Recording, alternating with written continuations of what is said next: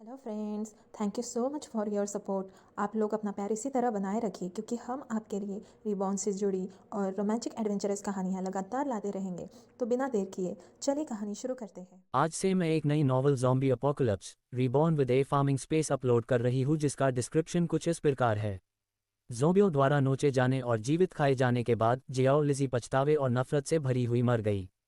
जैसे ही अंधेरे ने उसे घेरा उसने अपनी आंखें खोली और खुद को कयामत अपोकलिप्स की शुरुआत में पाया। नर्क से वापस लौटकर उसने प्रतिशोध लिया और एक बेहतर जीवन जीने के लिए संघर्ष किया। अपने प्रियजन को अपनी आंखों के सामने टुकड़ों में बढ़ते देख उसने अपना मानसिक संतुलन खो दिया। उसका बदला लेने के लिए उसने मानवता की आखिरी उम्मीद को अपने हाथों से नष्ट कर दिया। जिस दिन दुनिया अंधेरे में समा गई उसने पृथ्वी पर अंतिम जीवित व्यक्ति के रूप में अपनी जान ले ली। जब उसने फिर से अपनी आंखें खोलीं तो उसने कसम खाई कि वह उसे फिर कभी नहीं खोएगा। जैसे जैसे दुनिया एक जीवित नर्क में बदल रही है, क्या वे अपने पिछले जीवन के पछतावे को मिटा पाएंगे? दहाड़ जैसे ही सूरज पश्चिमी क्षितिज पर अस्त हुआ, गोलियों और विस्फोटों की आवाज़ें उस इलाके में गूंजती ज़ोंबियों की दहाड़ के साथ मिल गईं। सड़े हुए मांस की बदबू और खून की जंग जैसी गंध इतनी तेज थी कि वह सुन्न कर देने वाली थी। एक 3 मंजिला स्टोर के ऊपर खड़े होकर लोगों के कई समूहों को अनगिनत ज़ोंबियों ने घेर रखा था। जैसे जैसे वे अपनी बंदूकें चला रहे थे और अपनी शक्तियों एबिलिटीज का इस्तेमाल कर रहे थे, मौत की गंध और गहरी होती जा रही थी। अराजकता के बीच एक दुबली पतली महिला ने अपने खंजर से एक ज़ोंबी के सिर पर वार किया। उसका चेहरा थकावट से पीला पड़ गया था और पसीना उसके कपड़ों को भिगो चुका था। अपने कपड़ों पर लगी गंदगी और सड़े हुए मांस की परवाह किए बिना उसने अपनी हथेली के पिछले हिस्से से माथे का पसीना पोंछा। इससे पहले कि वह चैन की सांस ले पाती, एक और ज़ोंबी ने बगल से उस पर हमला कर दिया। हमले को भांपते हुए उसने अपनी पूरी ताकत झोंक दी और एक तरफ कूद गई, जिससे उसके सिर को निशाना बनाने वाले पैने नाखून बाल बाल बच गए। जैसे ही वह जमीन पर गिरी, एक जंग लगी लोहे की चीज उसके कंधे में चुभ गई। घाव से खून रिसकर जमीन पर टपकने लगा, जिससे उसका पीला चेहरा और भी सफेद पड़ गया। खून की गंध ने आसपास के ज़ोंबियों को और भी उत्तेजित कर दिया और वे उसकी ओर तेजी से झपटने लगे। अपनी हथेली उठाते हुए उसने ज़ोंबियों पर पानी की कई धारदार लहरें वाटर ब्लेड्स फेंकी, जिससे एक साथ 3 ज़ोंबियों के सिर कटकर अलग हो गए। उससे कुछ ही दूर समूह के बीच में सुरक्षित खड़ी एक महिला उसे ठंडी और द्वेषपूर्ण आंखों से घूर रही थी। उस दुबली पतली महिला के विपरीत, जिसकी ऊर्जा खत्म हो रही थी और जो अपनी सीमाओं के करीब थी, यह महिला अभी भी पूरी शक्ति और ऊर्जा से भरी थी। यहाँ तक कि उसकी सफ़ेद पोशाक भी बाकी सभी लोगों की तुलना में अधिक साफ थी। हम अब और नहीं टिक सकते बॉस, हमें बचने का रास्ता खोजना होगा। अचानक एक आदमी चिल्लाया। उस चिल्लाहट ने महिला को एहसास कराया कि अगर उसने कुछ नहीं किया तो वह यहाँ मर सकती है। नहीं, मैं यहाँ नहीं मर सकती, उसने घबराहट के बीच मन ही मन सोचा। एक पल के विचार के बाद उसकी निगाहें उस दुबली महिला की पीठ पर टिक गईं। अगर वह इंसान यहाँ मर गया तो वह उस पुरुष के साथ रह सकती थी जिसे वह चाहती थी। उसके शर्मनाक अतीत के बारे में फिर कभी किसी को पता नहीं चलेगा। जैसे ही यह विचार उसके मन में आया, उसने उत्साह से अपनी मुट्ठियां भींच लीं। जैसे ही वह उस दुबली महिला की ओर बढ़ी, उसने अपने टीम लीडर को चिल्लाते हुए सुना, सब लोग, कुमुक रीइंफोर्समेंट्स आ गई है। थोड़ी देर और टिके रहो और हम सुरक्षित होंगे। ये सुनकर महिला ने अपना सिर घुमाया और पुरुषों के एक समूह को अपनी ओर आते देखा, जो रास्ते में ज़ोंबियों का सफाया कर रहे थे। जब उसने उस आदमी को देखा जो टीम का नेतृत्व कर रहा था, तो उसकी आंखों में खुशी और बेचैनी एक साथ झलकी। नहीं, उसके आने से पहले मुझे इसे मारना होगा, उसने सोचा और उसकी आंखों में एक क्रूर चमक कौंधी। यही उसका अपनी बाधा को हटाने का एकमात्र मौका था। जब उसने अपना मन बना लिया तो वह उस दुबली महिला की ओर दौड़ी और बिना किसी हिचकिचाहट के अपनी पूरी ताकत से उसे पीछे की ओर धकेल दिया। अचानक हुए इस हमले से बेखबर वह दुबली महिला ज़ोंबियों की ओर धकेल दी गई और छत से नीचे गिर गई। ये जानते हुए कि अब उसका अंत निश्चित है, उसने ये देखने के लिए अपना सिर घुमाया कि उसे किसने नुकसान पहुंचाया है, लेकिन वहां उसने उसी व्यक्ति को देखा जिस पर उसने सबसे अधिक विश्वास किया था। उसने अपनी उस सहेली को देखा जो उसे नफरत और ईर्ष्या भरी नज़रों से देख रही थी और अविश्वास में पूछा, क्यों? दुर्भाग्य से उसे कभी अपना जवाब नहीं मिलने वाला था, क्योंकि ज़ोंबियों के झुंड में गिरते ही उसे चीर-फाड़ दिया गया। अहह, वह दर्द से कराह उठी क्योंकि उसका मांस नोचा जा रहा था और उसकी हड्डियां कुचली जा रही थीं। जिंदा खाए जाने का दर्द उसे कुचल रहा था, न केवल उसके शरीर को बल्कि उसके दिमाग को भी तड़पा रहा था। ज़ोंबियों द्वारा निगले जाने से पहले आखिरी चीज जो उसने सुनी वह एक आदमी की फटी हुई आवाज़ थी जो बेतहाशा उसका नाम पुकार रहा था, आजी। कौन मुझे बुला रहा है? घोर अंधकार में समाने से पहले यही उसका अंतिम विचार था। हुआक्सिया के सबसे बड़े शहरों में से एक, लिनान शहर, धुंध की एक घनी परत में लिपटा हुआ था। पूर्वी क्षितिज पर उगता हुआ सूरज धीरे धीरे ऊपर चढ़ते समय खून से भी ज्यादा लाल चमक रहा था। लाल सूरज की रोशनी के नीचे शहर में भयानक सन्नाटा था, जैसे कि वह कोई भूतों का शहर बन गया हो। एक कुत्ते के भौंकने की आवाज तक नहीं सुनाई दे रही थी। कारों का शोर या काम पर जाने वाले लोगों के कदमों की आहट तो दूर की बात थी। जैसे जैसे सूरज ऊपर चढ़ता गया, धुंध धीरे धीरे छंटने लगी, जिससे आने वाली कयामत का एक परेशान कर देने वाला माहौल सामने आया। जब धुंध पूरी तरह गायब हो गई तो अस्पताल के मुर्दाघर मॉर्ग में रखे एक शव में अचानक हलचल हुई। उसका मांस नग्न आंखों से दिखने वाली गति से सड़ने लगा, फिर भी वह शरीर स्ट्रेचर छोड़कर अकड़ते हुए आगे बढ़ा। उसकी आंखों की पुतलियां दूधिया सफेद हो गईं और उसके नाखून और दांत लंबे और नुकीले हो गए, जो तेज धार वाले ब्लेड की तरह लग रहे थे। जैसे जैसे वह आगे बढ़ा, उसके गले से एक नीची दहाड़ निकली, जो किसी जंगली जानवर जैसी थी। पास ही में किसी स्वादिष्ट चीज का एहसास होने पर उसका अकड़ा हुआ शरीर दरवाजे की ओर तेजी से बढ़ा। जीवित मनुष्यों की गंध उसे करीब बुलाती हुई प्रतीत हो रही थी, जिससे उसकी प्रवृत्ति में छिपी भूख जाग उठी। लोहे के दरवाजे से रास्ता रुक जाने पर उसने अपने सड़ते हुए हाथ उठाए और उन्हें दरवाजे पर जोर जोर से पटका, जिससे एक कान फोड़ देने वाली आवाज निकली जो खाली गलियारे में गूंज उठी।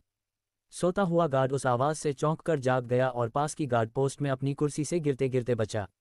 इससे पहले कि वह सुरक्षा कैमरे के मॉनिटर की जांच कर पाता, सड़ते हुए मांस की एक घिनौनी दुर्गंध उसके नथुनों से टकराए।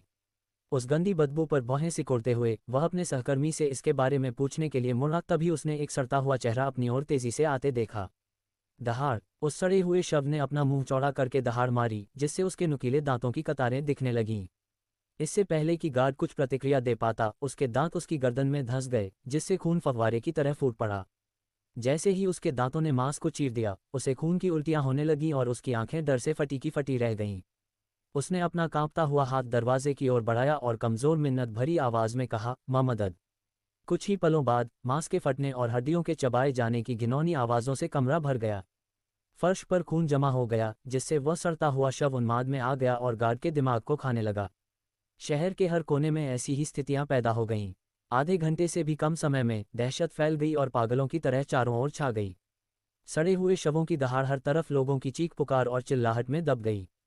इस समय लिनान विश्वविद्यालय के एक महिला छात्रावास के कमरे में एक लड़की अपने बिस्तर पर लेटी थी। उसका पीला चेहरा ठंडे पसीने से भीगा हुआ था, क्योंकि वह तेज बुखार के कारण आए एक डरावने सपने में फंसी हुई थी। जब तक वह बेहोश रही, उसके कमरे के बाहर के हालात पहले ही एक जीवित नर्क में बदल चुके थे। मदद के लिए पुकारते लोगों की चीखें जीवित मनुष्यों को खाते हुए सड़े हुए शवों की भयानक आवाज़ों के साथ मिल रही थीं। बैंग! गलियारे में एक सफ़ेद पोशाक वाली लड़की ने एक दूसरी लड़की को धक्का दिया, जिससे वह दरवाजे से जा टकराए। उसने अपने दोस्तों के साथ भागने की कोशिश की थी, लेकिन उसकी ही एक सहपाठी ने उसे ढाल शील्ड के रूप में इस्तेमाल कर लिया। जमीन पर गिरते ही उसे अपने मुड़े हुए टखने में तेज दर्द महसूस हुआ और वह गुस्से में चिल्लाई, कुतिया, तेरी मुझे धक्का देने की हिम्मत कैसे हुई? अपना सिर उठाकर उसने देखा कि जिस व्यक्ति ने उसे धक्का दिया था, वह पहले से ही बिना किसी हिचकिचाहट के समूह के साथ भाग रही थी। पीछे छूट जाने के कारण उसके दिल में तुरंत डर और खौफ पैदा हो गया। उसने घबराहट में उनकी पीठ को देखा।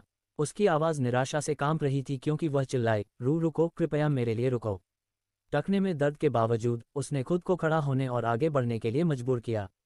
दुर्भाग्य से उसकी गति उसके पीछे पड़े सड़े हुए शवों के झुंड से बचने के लिए बहुत धीमी थी। जैसे ही वह आपातकालीन निकास इमरजेंसी एग्जिट से कुछ ही कदम दूर थी, पीछे से एक सड़ा हुआ हाथ अचानक उसके पेट को चीरकर बाहर निकल आया।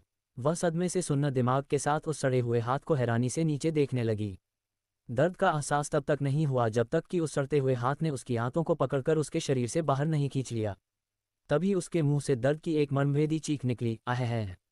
इससे पहले कि वह समझ पाती कि क्या हो रहा है, सड़े हुए शवों का समूह उस पर टूट पड़ा।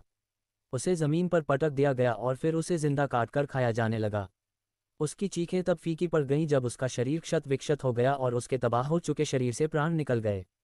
ये जीवित नर्क पूरे एक दिन तक जारी रहा, इससे पहले कि जीवित बचे लोग विश्वविद्यालय से भागने में या सड़े हुए शवों से छिपने की जगह खोजने में सफल हो पाते। जैसे ही सूरज पश्चिमी क्षितिज पर अस्त हुआ, धुंध एक बार फिर जमा होने लगी, जिससे उनकी पहले से ही सीमित दृष्टि और कम हो गई। महिला छात्रावास की इमारत के अंदर लोगों के कई समूह बंद कमरों में छिपे हुए थे। कोई भी जोर से सांस लेने की हिम्मत नहीं कर रहा था। बात करना तो दूर की बात थी, इस डर से कि कहीं वे बाहर मौजूद सड़े हुए शवों का ध्यान अपनी ओर न खींच लें। कोई नहीं जानता था कि क्या हो रहा है, और न ही यह कि क्या सरकार उन्हें बचाने के लिए मदद भेजेगी। दमघोंटू सन्नाटे और भारी हवा के बीच सड़े हुए शव अपने शिकार खो देने के कारण उस इलाके में बिना किसी लक्ष्य के भटक रहे थे। जब सूरज आखिरकार क्षितिज के नीचे गायब हो गया तो रात के आकाश में चांद ऊंचा चढ़ाया। सामान्य सुंदर सफेद चांद के विपरीत ये बड़ा और अशुभ रूप से लाल दिखाई दे रहा था, जैसे कि इसे खून में रंगा गया हो। जैसे ही सड़े हुए शव उस अजीब लाल चांदनी में नहाए, वे स्पष्ट रूप से उत्तेजित हो गए। उनकी हलचल तेज और फुर्तीली हो गई और उनके जो अंग कभी अकड़े हुए थे वे अब थोड़े मुड़ने और लचीले होने लगे। कमरे के अंदर बेहोश लड़की ने आखिरकार अपनी आंखें खोलीं। परिचित लेकिन अपरिचित छत को घूरते हुए उसने खुद को ऊपर उठाया और हैरानी में चारों ओर देखा। चक्कर महसूस करते हुए उसने अपना सिर पकड़ लिया और फटी हुई आवाज में बुदबुदाई, क्या मैं पहले ही मर नहीं चुकी हूँ?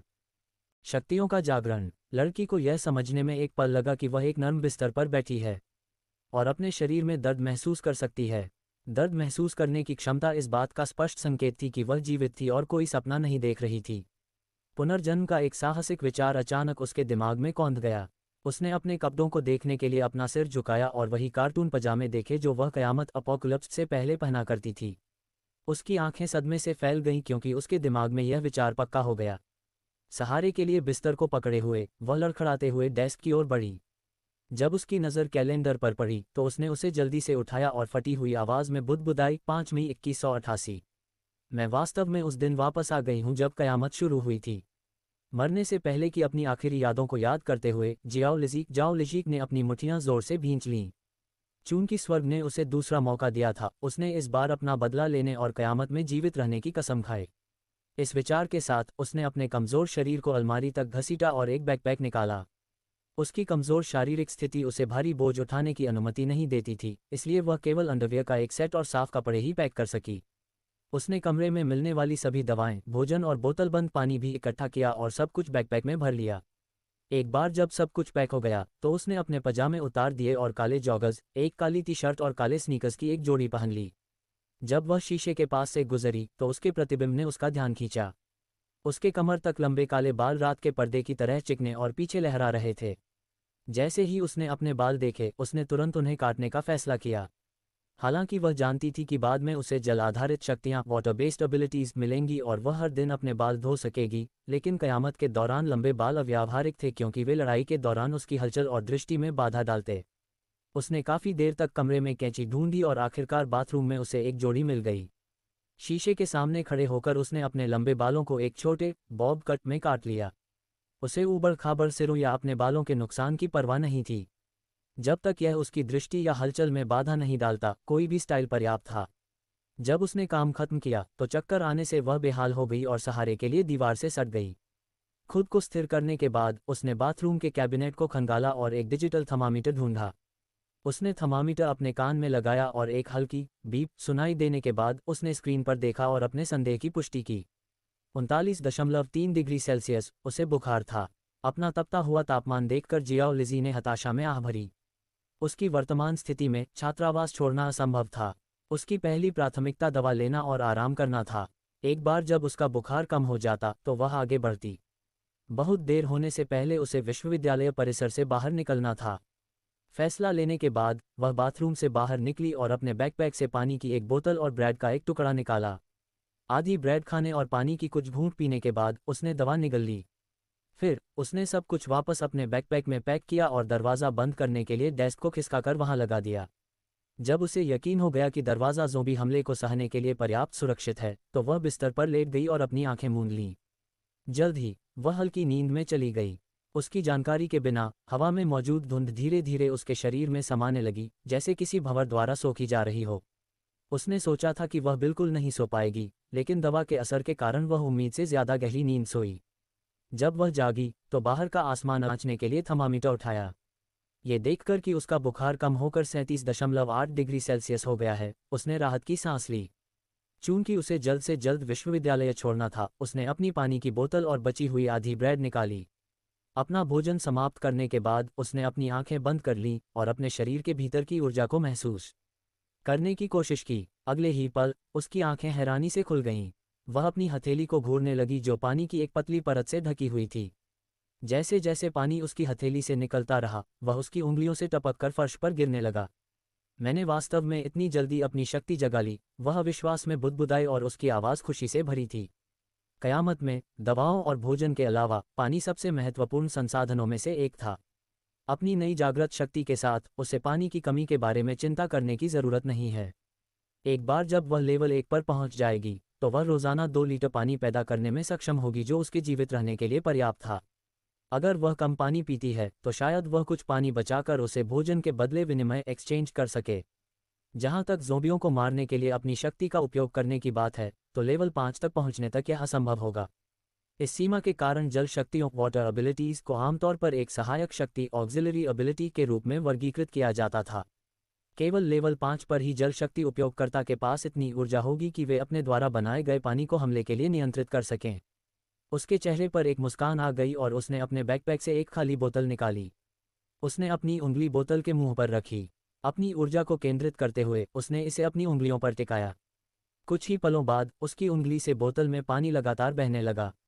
हालांकि धार उसकी सबसे छोटी उंगली से ज़्यादा मोटी नहीं थी, फिर भी यह उसकी उम्मीद से बेहतर थी। अपने पिछले जीवन में शक्ति जागने पर वह जितना पानी पैदा कर सकती थी वह केवल कुछ घूंट ही था। पूरे एक दिन के बाद वह बमुश्किल आधी बोतल भर पाई थी और उसकी ऊर्जा खत्म हो गई थी। लेकिन अब पूरी बोतल भरने के बाद भी उसे बिल्कुल थकान महसूस नहीं हुई। वह महसूस कर सकती थी कि उसके शरीर की ऊर्जा केवल थोड़ी ही कम हुई थी। इस खोज ने उसे स्तब्ध कर दिया। जब वह इस जीवन और अपने पिछले जीवन के बीच के अंतर का कारण खोजने की कोशिश कर रही थी, उसकी दृष्टि धुंधली हो गई। स्थानिक स्थान। अचानक काली मिट्टी के एक टुकड़े के साथ एक 2 मंजिला घर का मृगतृष्णा मिराज जियाओ लिजी के सामने प्रकट हुआ, जो उसके आसपास के कमरे के ऊपर ही उभर आया था। इसे मतिभ्रम हलुसिनेशन समझते हुए उसने अपनी आंखें मली और कई बार पलकें झपकाईं।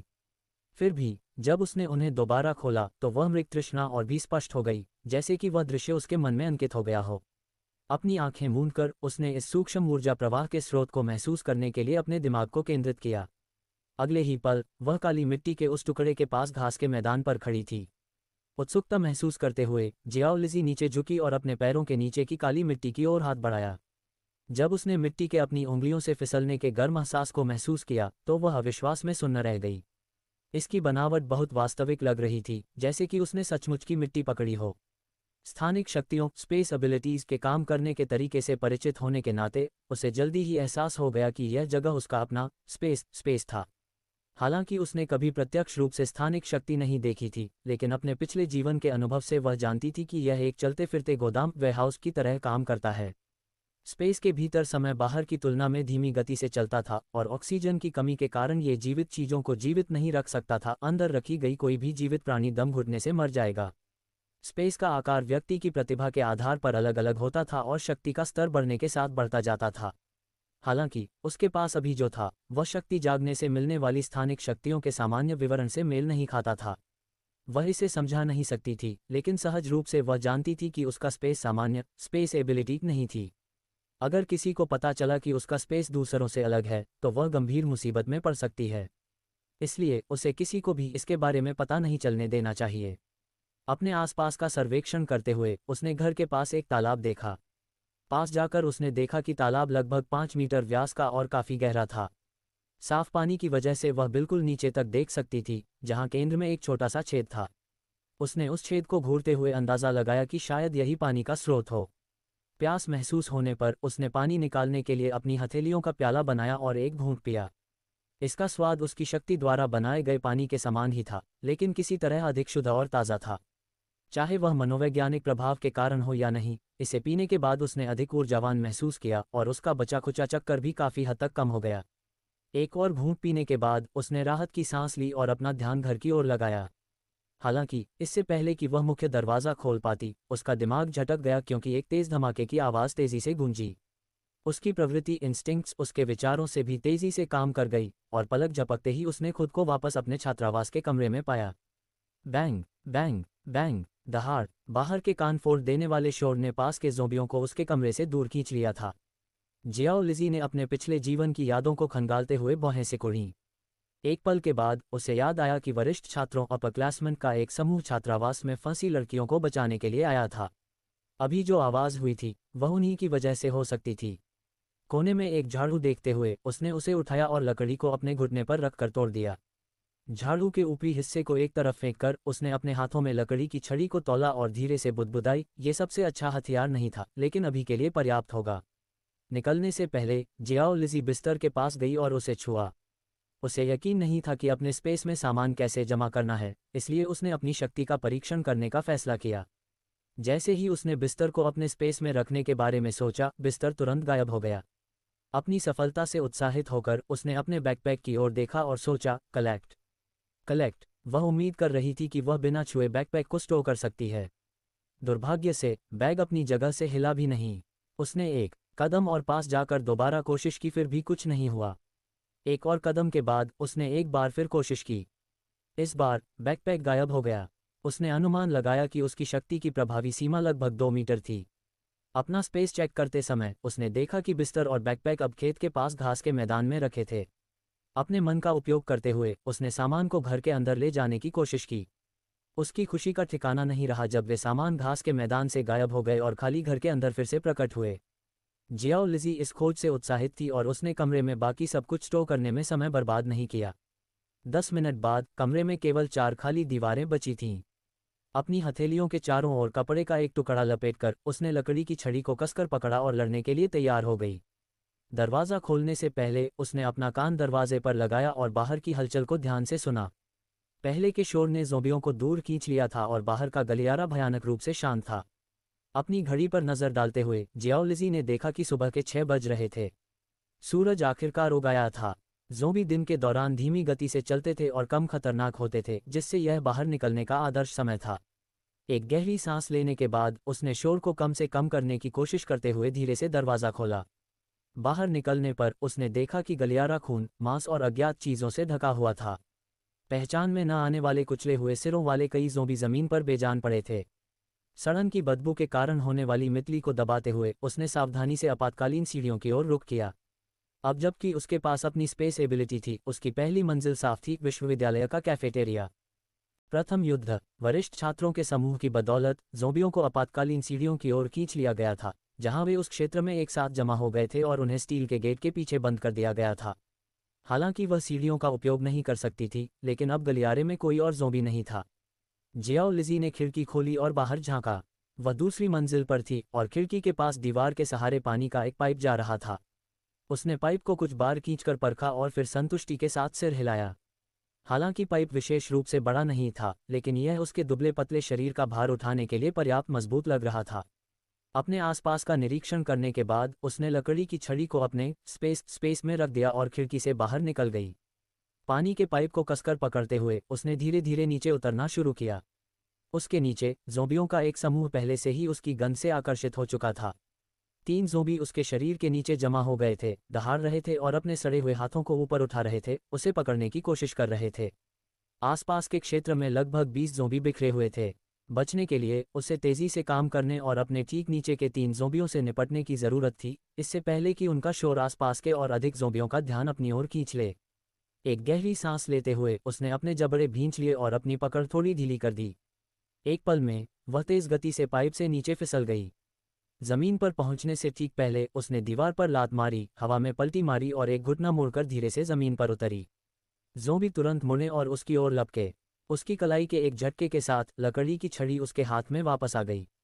उसने बिना समय बर्बाद किए सबसे नज़दीकी ज़ोंबी की ओर दौड़ लगाई और छड़ी के नुकीले सिरे को उसकी आंख में घोंप दिया। एक ही झटके में उसने ज़ोंबी के दिमाग को चीर दिया। काला खून और सड़ा हुआ पदार्थ छड़ी पर लग गया था। जैसे ही उसने छड़ी बाहर निकाली, वह जमीन पर टपकने लगा। दहाड़। पीछे से एक दूसरे ज़ोंबी की गले से निकलने वाली दहाड़ करीब आती गई और सड़न की दुर्गंध उसके नाक से टकराए। इससे पहले कि पैने नाखून उसके मांस को चीर पाते, वह घूमी और ज़ोंबी के सिर पर एक शक्तिशाली स्पिनिंग हुक किक दे मारी। तड़ाक क्रैक। लात एक जोरदार गूंज के साथ लगी, जिससे ज़ोंबी कई मीटर दूर जा गिरा और उसका सिर कुचल गया।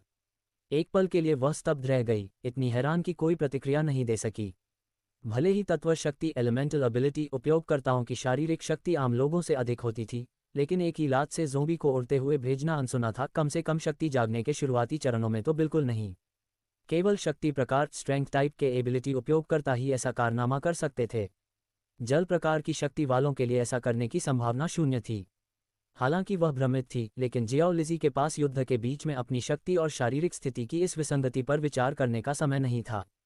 जैसे ही उसका ध्यान वापस आया, तीसरे ज़ोंबी ने उस पर हमला किया और उसके नाखून उसकी गर्दन के बेहद करीब से गुजरे। वह सही समय पर एक तरफ हट गई और लकड़ी की छड़ी को उसकी कनपटी में घुसाकर जवाबी हमला किया। भोंक दिया, स्टैब। उसने अपनी पूरी ताकत लगा दी लेकिन छड़ी अटक गई। ये देखते हुए कि छड़ी दिमाग को नष्ट करने में विफल रही और ज़ोंबी अभी भी हिल रहा था, जियाओ लिज़ी की आंखों में आश्चर्य की चमक कौंधी। दहाड़। ज़ोंबी ने गुस्से में दहाड़ मारी और उसकी गर्दन पकड़ने की कोशिश में अपनी बाहें घुमाईं। अपनी आंखें सिकोड़ते हुए जियाओ लिज़ी हमले से बचने के लिए पीछे की ओर झुकी और फिर बगल की ओर खिसक गई। उसने छड़ी पकड़ी और अपनी पूरी ताकत का उपयोग करते हुए छड़ी को उसकी खोपड़ी में और गहराई तक धंसा दिया। एक आवाज़ के साथ छड़ी ज़ोंबी के सिर के आर पार हो गई जैसे कोई सीख स्क्यूअर हो। अगले ही पल वह बेजान होकर ज़मीन पर गिर पड़ा। तेज़ी से सांस लेते हुए जियाओ लिज़ी ने अपने माथे का पसीना पोंछा। केवल 3 ज़ोंबियों से लड़ने में ही उसका शरीर कमज़ोर और भारी महसूस होने लगा था। अगर वह जीवित रहना चाहती थी तो उसे और मजबूत बनने की ज़रूरत थी, वो भी जल्दी। कुछ पलों तक सांस लेने के बाद वह लकड़ी की छड़ी निकालने के लिए नीचे झुकी। जैसे ही उसने छड़ी बाहर निकाली, उसकी आंखों ने सूरज की रोशनी में एक चमक देखी। ज़ोंबी के सड़े हुए दिमाग के बीच एक छोटा सा क्रिस्टल पड़ा था। क्रिस्टल देखते ही उसकी आंखें हैरानी से फैल गईं। उसने क्रिस्टल उठाया और उसे अपने हाथ में घुमाकर देखने लगी। ये तो लेवल 1 का ज़ोंबी कोर है। अभी लेवल 1 का ज़ोंबी कैसे आ सकता है? कयामत का तो ये केवल दूसरा ही दिन है। वह धीरे से बुदबुदाई, उसका चेहरा अविश्वास से भरा था। हालांकि इस खोज ने उसे चकित कर दिया था, लेकिन वह उस क्षेत्र में ज्यादा देर नहीं रुकी। उसने जल्दी से क्रिस्टल कोर को अपने स्पेस में रखा और रास्ते में मिलने वाले किसी भी भटकते हुए ज़ोंबी को मारते हुए विश्वविद्यालय के कैफेटेरिया की ओर बढ़ना जारी रखा।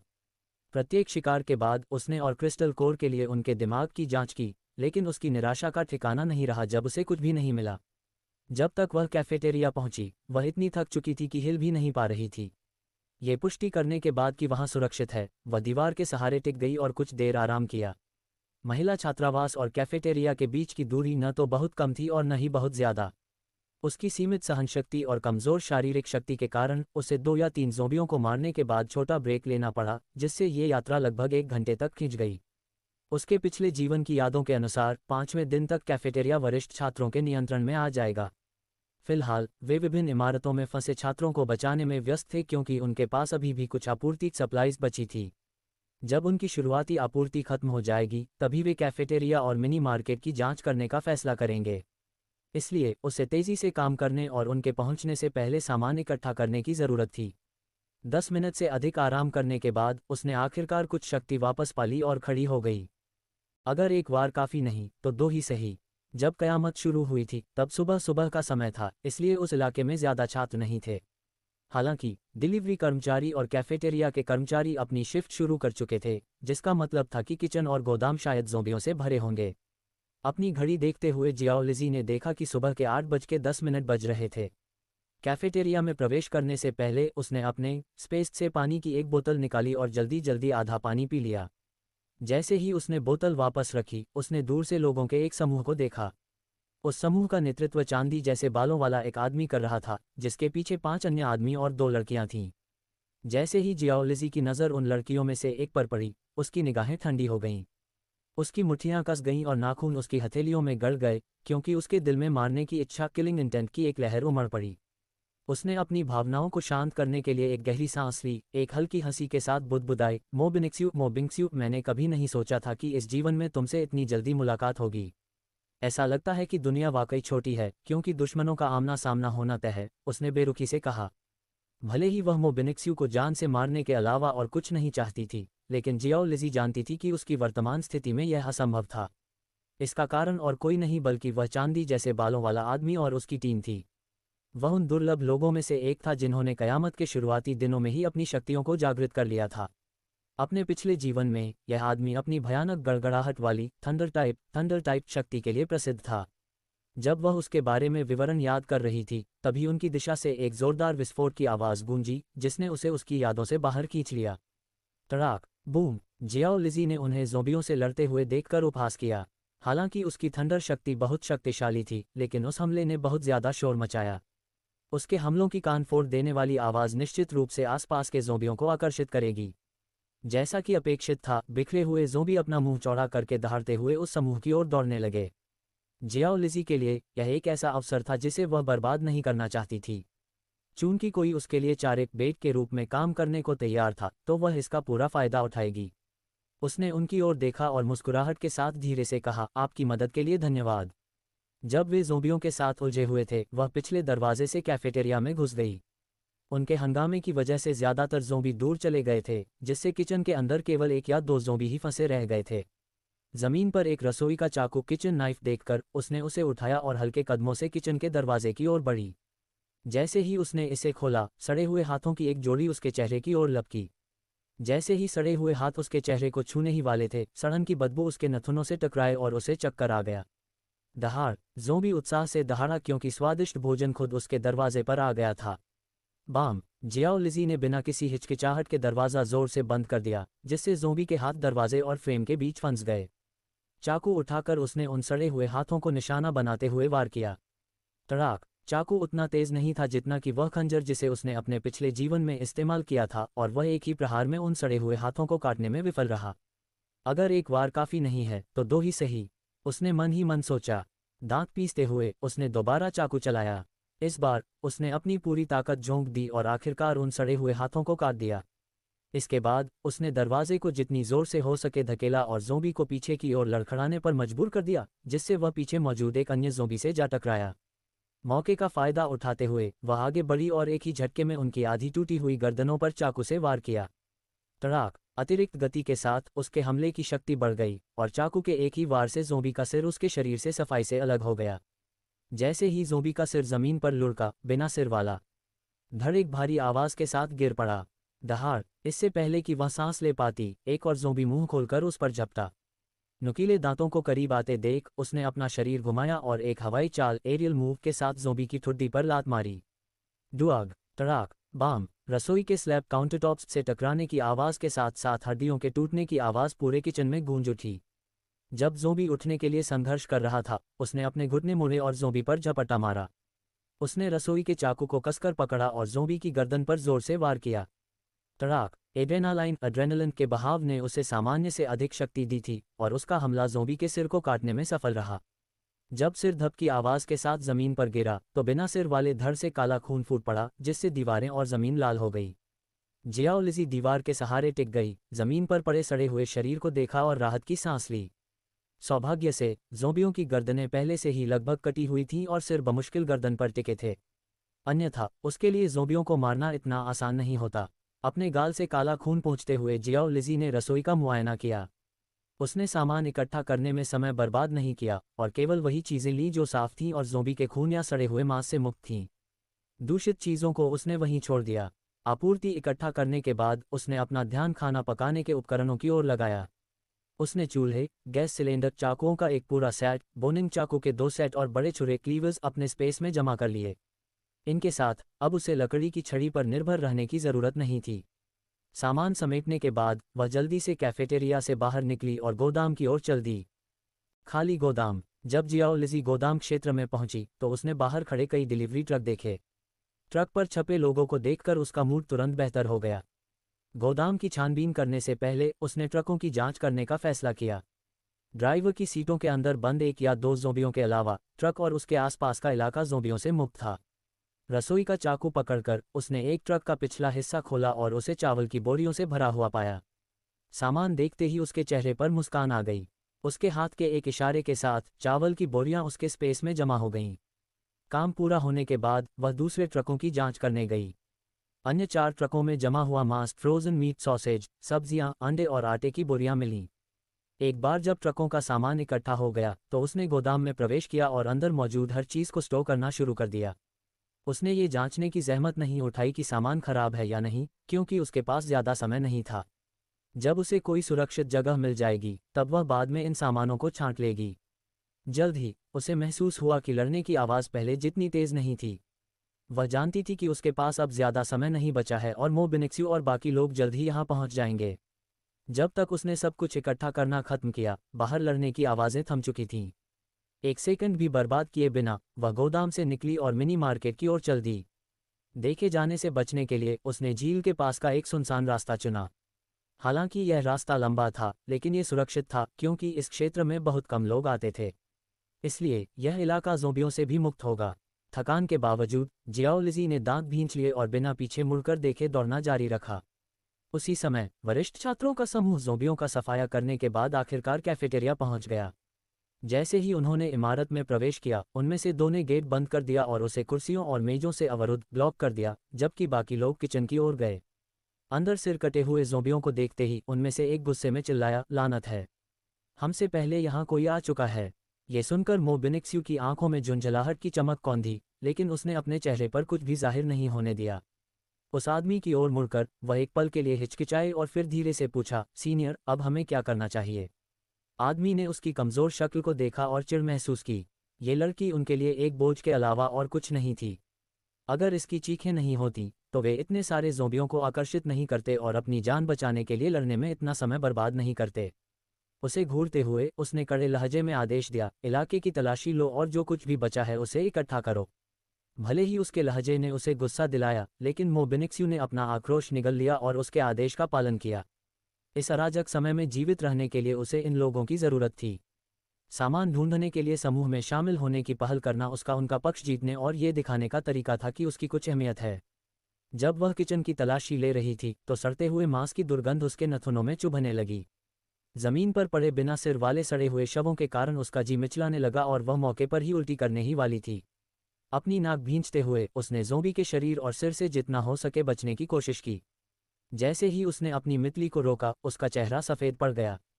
जब दूसरी लड़की ने यह देखा तो उसने उसका उपहास किया और बुदबुदाई, कितनी डरपोक है। मो बिनिक्स्यू ने उसे घूर कर देखा लेकिन अपनी जबान बंद रखी। दूसरी लड़की ने जल शक्ति वाटर एबिलिटी जागृत की थी और अब वह समूह की एक मुख्य सदस्य थी। अपने जैसे एक शक्तिहीन साथी और समूह को पानी उपलब्ध कराने वाले किसी व्यक्ति के बीच चुनाव स्पष्ट था। फिलहाल वह इस अपमान को सह लेगी। एक बार मौका मिलते ही वह इस कुतिया को जरूर मार देगी। पूरी तलाशी के बाद वे चावल की आधी बोरी, कुछ मसाले और आधा कैन वनस्पति तेल ढूंढने में सफल रहे।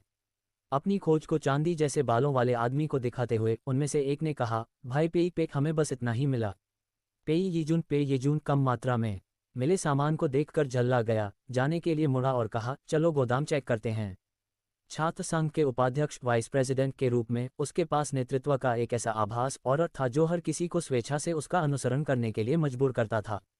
अब जब उसने ये निर्णय लिया तो किसी को कोई आपत्ति नहीं हुई और वे उसके पीछे चल दिए। वे गोदाम की ओर भागे, इस उम्मीद में कि वहां अभी भी सामान बचा होगा। दुर्भाग्य से जैसे ही वे गोदाम पहुंचे, उन्होंने उसे पूरी तरह खाली पाया। सामान तो दूर की बात, अंदर एक पत्ता भी नहीं मिला। प्रवेश द्वार पर खड़े होकर उनमें से एक हताशा में चिल्लाया, किस कमबख्त ने ये जगह साफ कर दी। खाली गोदाम देखकर पे यीजुन के चेहरे पर कालापन छा गया, लेकिन उसने अपने गुस्से पर काबू रखा और अपने दोस्त को चेतावनी दी, ली यांग, अपनी आवाज़ नीची रखो वरना तुम राक्षसों को आकर्षित कर लोगे। उसकी चेतावनी के साथ ही वह आदमी चुप हो गया। अब किसी की भी चिल्लाने की हिम्मत नहीं हुई, भले ही उनके दिल गुस्से से भरे थे। पेई यीजुन ने अपना अगला आदेश दिया और समूह ने एक दूसरे को गंभीर नज़रों से देखा, यहाँ कुछ नहीं है, चलो मिनी मार्केट की ओर चलते हैं। ये सुनकर वे सभी सिर हिलाने लगे, ये सोचते हुए कि जिसने भी गोदाम का सामान लिया है वह उससे ज़्यादा नहीं ले जा पाएगा और मिनी मार्केट नहीं जाएगा। इसलिए वे मिनी मार्केट में भोजन और पानी ढूंढने में सक्षम होंगे। इस विचार के साथ उन्होंने ज़ोंबियों से लड़ते हुए रुक रुक कर वहां की ओर बढ़ना शुरू कर दिया। जब तक उन्होंने कैफेटेरिया क्षेत्र छोड़ा, जियाओ लिजी पहले ही मिनी मार्केट पहुंच चुकी थी। इकट्ठा करो, सब कुछ इकट्ठा कर लो। गोदाम क्षेत्र के विपरीत मिनी मार्केट के पास ज़्यादा ज़ोंबी नहीं थे। मिनी मार्केट का दरवाज़ा बंद था, जिसका मतलब था कि अभी तक यहाँ कोई नहीं आया था और अंदर की आपूर्ति सप्लाईज अभी भी अछूती थी। ये देखकर जियाओ लिजी के चेहरे पर मुस्कान आ गई। अपनी ऊर्जा और समय बचाने के लिए उसने बाहर ज़ोंबियों से लड़ने से परहेज किया और इसके बजाय मिनी मार्केट के पीछे से दूसरी मंजिल पर चढ़ गई। अपने रसोई के चाकू का उपयोग करते हुए उसने एक खिड़की खोली और अंदर सरक गई। मिनी मार्केट एक 4 मंजिला इमारत थी, जिसकी पहली मंजिल स्टोर के रूप में और ऊपरी मंजिलें भंडारण गोदामों स्टोरेज वेयरहाउसेस के रूप में काम करती थीं। प्रत्येक मंजिल लगभग 200 वर्ग मीटर के क्षेत्र में फैली हुई थी। जियाओ लिजी ने पहली मंजिल को पूरी तरह से छोड़ दिया और सीधे गोदामों की ओर चल दी। दूसरी मंजिल के गोदाम का दरवाज़ा खुला था और उसने सावधानी से दरवाज़ा खोला। कोई नहीं जानता कि अंदर ज़ोंबी हैं या नहीं। दरवाज़ा खोलने के बाद उसने अपने आसपास की जांच की। ये सुनिश्चित करने के बाद कि अंदर कोई खतरा नहीं है, वह गोदाम में चली गई। जब उसने अंदर का सामान देखा तो उसकी आंखें खुशी से फैल गईं और उसने अपने दिल में मालिक को धन्यवाद दिया। कमरा ज़्यादातर महिलाओं के उत्पादों से भरा था। शैम्पू, बॉडी सोप, गीले tissue, wet tissues, skin care उत्पाद, डिस्पोजेबल अंडरवियर, सैनिटरी पैड और अन्य दैनिक ज़रूरत की चीज़ें वहाँ मौजूद थीं। हालांकि मात्रा बहुत ज़्यादा नहीं थी, लेकिन विविधता वैरायटी बहुत थी। बिना समय बर्बाद किए उसने जल्दी से सब कुछ अपने स्पेस में जमा कर लिया। प्रत्येक वस्तु के कम से कम 20 बड़े बक्से थे, जिनमें सैनिटरी पैड का स्टॉक सबसे प्रचुर मात्रा में था। दूसरी मंजिल को साफ करने के बाद वह तीसरी मंजिल पर गई। तीसरी मंजिल पर उसे सुविधाजनक खाद्य पदार्थ कन्वीनियंट फूड्स मिले, जैसे कि इंस्टेंट नूडल्स, डिब्बाबंद सामान, कैंड गुड्स, दलिया, ओटमील, स्वगर्म होने वाला भोजन, सेल्फ हीटिंग मील्स, अंडे का पाउडर आदि। हालांकि सामान्य समय में इन खाद्य पदार्थों को जंक फूड माना जा सकता था, लेकिन कयामत अपोकलिप्स में वे बेशकीमती विलासिता लक्जरीज थे। चून की कयामत के बाद उत्पादन लाइन बंद हो जाती है, इसलिए इन चीज़ों के खत्म होने के बाद इन्हें दोबारा पाने का कोई तरीका नहीं है। इसलिए 1 या 2 साल में लोग एक कप इंस्टेंट नूडल्स के लिए बड़ी कीमत चुकाने को तैयार होंगे। तेज कदमों के साथ उसने सारा सामान स्टोर कर लिया और उसके दिमाग में बस एक ही विचार घूम रहा था, इकट्ठा करो, सब कुछ इकट्ठा कर लो। एक बार जब तीसरी मंजिल खाली हो गई तो वह जल्दी से चौथी मंजिल पर गई। चौथी मंजिल का गोदाम पे पदार्थों से भरा था, beer, carbonated drinks, juice, flavoured milk, mineral water आदि। इसके अलावा यह मसालों, पुरुषों के उत्पादों, दवाओं आदि से भी भरा हुआ था। उसने कमरे के कोने में रखे छोटे छतों, कॉन्डोम्स के कई बक्से भी देखे, जो अलग अलग आकार, बनावट और स्वाद के थे। उन बक्सों को देखकर वह शर्माई नहीं, बल्कि वह खुद को भाग्यशाली मानती है। अपने पिछले जीवन में एबिलिटी उपयोगकर्ताओं के बीच यह वस्तु सबसे लोकप्रिय थी। हालांकि डीएनए म्यूटेशन के कारण एबिलिटी उपयोगकर्ताओं को गर्भधारण करने में कठिनाई होती थी, फिर भी अधिकांश लोग बीमारियों से खुद को बचाने के लिए इसका उपयोग करते थे, जबकि सामान्य लोग अनचाहे गर्भ से बचने के लिए इसका उपयोग करते थे।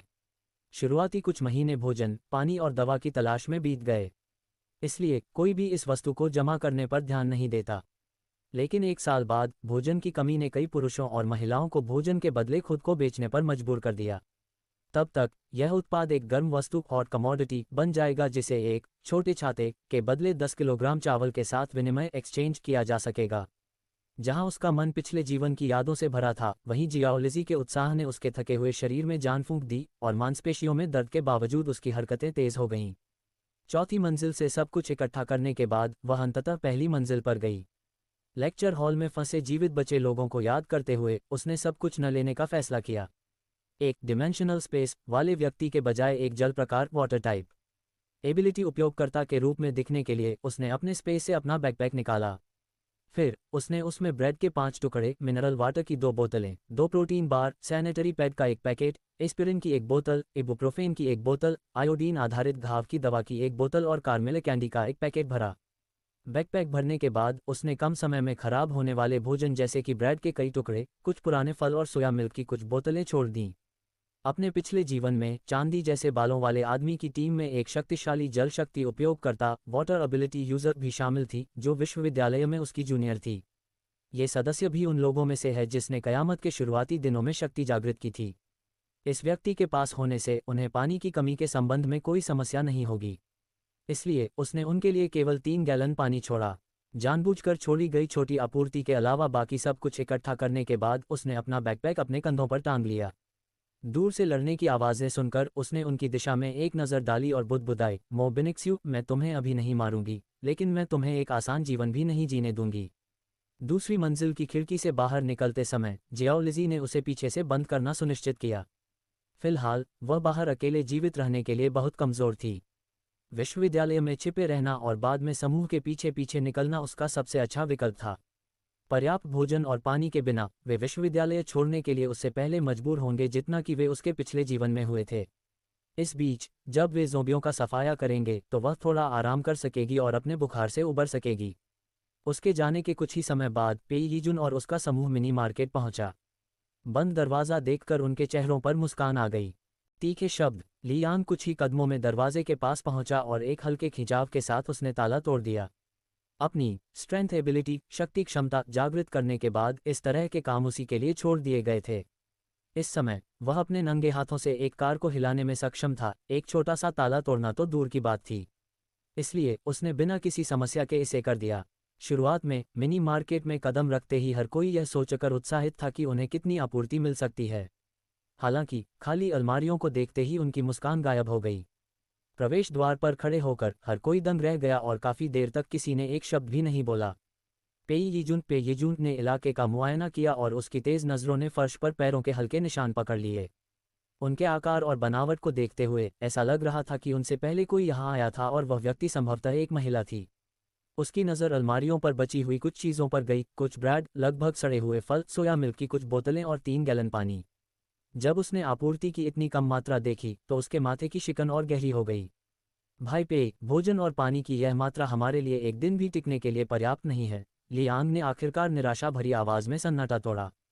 पेई यीजुन का चेहरा उदास था जब उसने जवाब दिया, फिलहाल हम इसे वापस ले चलेंगे और सबके साथ बांट लेंगे। उसके बाद हमें एक नई योजना बनानी होगी। मूल रूप से उसने विश्वविद्यालय में कुछ दिनों तक रुकने की योजना बनाई थी जब तक कि उसके पिता द्वारा भेजा गया व्यक्ति नहीं आ जाता। लेकिन सीमित आपूर्ति के साथ यहाँ रुकना अब संभव नहीं था। ऐसा लग रहा था कि उनके पास बाहर आपूर्ति खोजने और रास्ते में उस व्यक्ति से मिलने के अलावा कोई विकल्प नहीं होगा। जो कोई भी यह व्यक्ति है वह सब कुछ कैसे ले जा सकता है? क्या उन्हें नहीं पता कि इस समय इतने सारे लोग भूखे मर रहे हैं? मो बिंगस्यू धीरे से बुदबुदाए। उसने अपने होंठ काट लिए और उसका स्वर गुस्से से भरा था। हालांकि वह धीरे से बोली थी, लेकिन एबिलिटी उपयोगकर्ताओं की बढ़ी हुई इंद्रियों ने उन्हें उसकी बात स्पष्ट रूप से सुनने दी। मो बिंगस्यू की बात सुनते ही चू जिमियाओ का चेहरा तमतमा गया। उसने उसकी ओर देखा और पूछा, मो बिंगस्यू, तुम्हें कैसे पता कि हमसे पहले आए व्यक्ति ने सब कुछ ले लिया? कोई नहीं जानता कि यहाँ क्या हुआ। शायद जब तक वह व्यक्ति यहाँ पहुंचा, अधिकांश आपूर्ति पहले ही खत्म हो चुकी थी। आखिरकार हमारे अलावा और भी जीवित लोग बाहर हैं। ऐसा तो है नहीं कि उस व्यक्ति के पास डोरेमोन का पाउच है जो सब कुछ स्टोर कर सके। मो बिंगस्यू ने उसकी बात सुनकर अपने होंठ काट लिए और उसकी आंखें लाल हो गईं। उसने रोते हुए आंखों से उसकी ओर देखा और दुखी होकर कहा, म्याओ म्याओ, कृपया नाराज मत हो। मेरा वह मतलब नहीं था, मैं बस। चू जिमियाओ को उसके बनावटी व्यवहार से सबसे ज्यादा नफरत थी और उसने उसे बीच में ही टोकते हुए तीखे लहजे में कहा, मो बिंगस्यू, अगर तुम्हें सच्चाई नहीं पता तो तुम्हें लापरवाही से नहीं बोलना चाहिए। बिना सबूत के अपनी अटकलों को अपने तक ही रखना बेहतर है। हर किसी के पास देखने के लिए आंखें और सुनने के लिए कान हैं। एक ग्रीन टी बिच की तरह व्यवहार करने और दूसरों को अपनी ढाल और खंजर के रूप में इस्तेमाल करने में समय और ऊर्जा बर्बाद करने के बजाय तुम्हें ये सोचना चाहिए कि अधिक आपूर्ति कैसे प्राप्त की जाए, उसने दोटुक अंदाज में कहा। जैसे ही उसने ये कहा, लियांग ने आपूर्ति पैक करने के काम पर लौटने से पहले मो बिंगस्यू पर एक संक्षिप्त नज़र डाली। पहले उसे भी यही विश्वास था कि जो व्यक्ति उनसे पहले आया था उसने वास्तव में सब कुछ ले लिया है। लेकिन चू जिमियाओ के तर्क को सुनने के बाद उसने अपने पिछले विचारों पर पुनर्विचार किया। यह असंभव लग रहा था कि एक अकेला व्यक्ति पूरे गोदाम और मिनी मार्केट की आपूर्ति उठाकर ले जा सके। शायद उस व्यक्ति से पहले अन्य टीमें आई हों और सामान ले गई हों। जब यह व्यक्ति पहुंचा तो मिनी मार्केट में संभवतः ज्यादा सामान नहीं बचा था। इसके अलावा तथ्य यह है कि कुछ ब्रेड, पानी और अन्य चीजें पीछे छोड़ दी गई थीं, जो उस व्यक्ति के बारे में कुछ बताती थीं। यदि उस व्यक्ति के पास सब कुछ ले जाने के साधन थे तो उसने इतना सामान पीछे क्यों छोड़ा? उनकी वर्तमान स्थिति में ब्रेड का हर टुकड़ा एक जान बचा सकता था। यदि वह सब कुछ ले जा सकता था तो उसके पास कुछ भी छोड़ने का कोई कारण नहीं था। उनकी वर्तमान स्थिति में जिसे पहले आपूर्ति मिली वह उसका कानूनी मालिक बन गया। किसी का केवल एक हिस्सा लेना और बाकी छोड़ देना ये दर्शाता है कि उस व्यक्ति का इरादा बुरा नहीं था और वह काफी उदार था।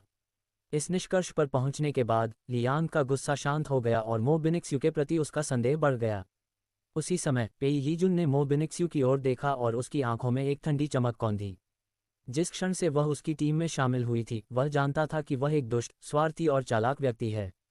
वह बहादुर और उदार होने का नाटक करती थी, लेकिन वास्तव में जब भी उसका सामना खतरे से होता वह दूसरों को ढाल के रूप में इस्तेमाल करती और खतरनाक स्थिति देखते ही भाग जाती थी। उसकी औरत बनने के सूक्ष्म संकेतों के बारे में सोचकर पेई का दिल घृणा से भर गया और उसने कहा, चलो पैकिंग खत्म करते हैं और जितनी जल्दी हो सके वापस चलते हैं। उसकी शांत लेकिन दृढ़ आवाज़ ने सबका ध्यान वापस केंद्रित कर दिया। यह महसूस करते हुए कि वे यहाँ बहस करने में समय बर्बाद कर रहे हैं, समूह ने शेष आपूर्ति इकट्ठा करना शुरू कर दिया। हालांकि वातावरण भारी रहा क्योंकि हर किसी का अपना एजेंडा था। 10 मिनट बाद पूरी इमारत की गहन तलाशी लेने के बाद वे आखिरकार मिनी मार्केट से बाहर निकले। पहली मंजिल के अलावा बाकी इमारत पूरी तरह खाली थी। उनके जाने के कुछ ही समय बाद जियाओ लिजी मिनी मार्केट के पीछे वाले पेड़ से हल्के कदम के साथ नीचे कूदी और अपनी पैंट की धूल झाड़ी। दूर जाते हुए उनके चेहरों को देखते हुए वह मुस्कुराई और उनके पीछे पीछे चलने लगी। जल प्रहार। पेई यीजुन और उसके समूह द्वारा क्षेत्र के अधिकांश ज़ोंबियों को पहले ही मारे जाने के कारण लेक्चर हॉल तक उनकी वापसी की यात्रा सुगम रही। धीमी गति से उनके पीछे चलते हुए जियाओ लिजी मृत ज़ोंबियों के सिरों की जांच करने के लिए रुकती है। अपनी लकड़ी की छड़ी का उपयोग करते हुए उसने जले हुए दिमागों को टटोला और कुरेदा ताकि क्रिस्टल कोर क्रिस्टल कॉज ढूंढ सके। पेई यीजुन की थंडर टाइप शक्ति से कुछ ज़ोंबियों के दिमाग जलकर काले कोयले की तरह कड़क हो गए थे। उसकी लकड़ी की छड़ी के एक हल्के प्रहार मात्र से वे दिमाग काली धूल में बदल गए। यदि अंदर कोई क्रिस्टल कोर छिपा होता तो वह सुरक्षित रहता और सूरज की रोशनी में चमक उठता। दुर्भाग्य से उसे अब तक कोई नहीं मिला। इस समय जियाओ लिजी एक मेहनती मधुमक्खी की तरह थी। उसने ज़ोंबी के दिमाग को कुरेने और टटोलने का अपना थकाऊ काम तब तक जारी रखा जब तक कि उसकी बाह में दर्द नहीं होने लगा। फिर भी अनगिनत ज़ोंबियों में से उसे केवल एक लेवल 1 का नीला क्रिस्टल कोर मिला, जिसका आकार उसकी छोटी उंगली के नाखून से बड़ा नहीं था। एक आह भरते हुए उसने छोटे क्रिस्टल कोर का निरीक्षण किया। उसकी हल्की चमक सूरज की रोशनी में एक चमकदार मोती की तरह झिलमिला रही थी। अपनी हताशा के बावजूद उसने सावधानीपूर्वक क्रिस्टल कोर को अपने स्पेस में रख लिया। उसकी जानकारी के बिना जैसे ही उसने क्रिस्टल कोर को अपने स्पेस में रखा, कुछ अप्रत्याशित हुआ। उसके स्पेस के अंदर नीला क्रिस्टल कोर अचानक धूल में बदल गया और उसमें संचित ऊर्जा क्षण भर के लिए हवा में तैरने लगी और फिर तालाब द्वारा सोख ली गई। जैसे ही ऊर्जा गायब हुई, तालाब के तल पर बने छेद से पानी का एक तेज प्रवाह निकला। हालांकि तालाब पहले से ही लबालब भरा हुआ था, फिर भी पानी बिना रुके निकलता रहा। अजीब बात यह थी कि वह कभी ओवरफ्लो नहीं हुआ और पानी का स्तर स्थिर बना रहा। स्पेस के बाहर जियाओ लिजी ने आखिरकार ज़ोंबियों के दिमाग की जांच पूरी की और उसे 3 और पारदर्शी क्रिस्टल कोर मिले। उसने मुस्कुराहट के साथ अपने माथे से पसीना पोंछा। उसने मुड़कर पीछे हटने से पहले एक पल के लिए लेक्चर हॉल की इमारत को देखा। यदि कुछ अप्रत्याशित नहीं होता है तो इस समूह के लोगों को 1 या 2 दिनों में विश्वविद्यालय छोड़ देना चाहिए। स्वार्थी लोगों के समूह के साथ इंतजार करने के बजाय उसके लिए बेहतर था कि वह विश्वविद्यालय के प्रवेश द्वार के पास एक सुरक्षित जगह ढूंढ ले। उसे अभी भी बुखार था और ठीक होने के लिए आराम की ज़रूरत थी। अगर उसका बुखार इसी तरह खींचता रहा तो वह नहीं जानती थी कि उसके पहले से ही कमज़ोर शरीर का क्या होगा। यदि उसे सही से याद था तो सुरक्षा गार्ड के रुकने के लिए वहाँ एक छोटी चौकी पोस्ट थी। हालांकि वह क्षेत्र छोटा था, लेकिन चौकी में लोहे के दरवाजे और खिड़की की सलाखें थीं जो इसे अन्य जगहों की तुलना में सुरक्षित बनाती थीं। अपना मन बनाने के बाद वह तेजी से मुख्य गेट की ओर दौड़ी। 30 मिनट बाद वह गार्ड पोस्ट पर पहुंची और अंदर एक ज़ोंबी देखा।